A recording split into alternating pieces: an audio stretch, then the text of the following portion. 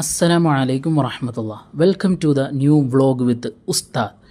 നമ്മൾ ഇന്ന് ഒരു അഡ്വർടൈസ്മെൻറ്റ് നമ്മൾ ഫേസ്ബുക്കിൽ റണ്ണിങ് ആയിരുന്നു. 4 മാസത്തെ ഖുർആൻ തജ്വീദ് ട്രാൻസ്ഫോർമേഷൻ കോഴ്സിൻ്റെ ഒരു അഡ്വർടൈസ്മെൻ്റ് ആയിരുന്നു റണ്ണിങ് ആയിട്ടുണ്ടായിരുന്നത്. 16 വയസ്സ് മുതൽ 50 വയസ്സ് വരെയുള്ള സ്ത്രീകൾക്ക് 4 മാസം കൊണ്ട് ഖുർആൻ തജ്വീദോടുകൂടി ഓതാൻ പഠിപ്പിക്കുന്ന ഒരു കോഴ്സിൻ്റെ അഡ്വർടൈസ്മെൻറ്റാണ് നമ്മൾ റണ്ണിങ് ആക്കിക്കൊണ്ടിരുന്നത്.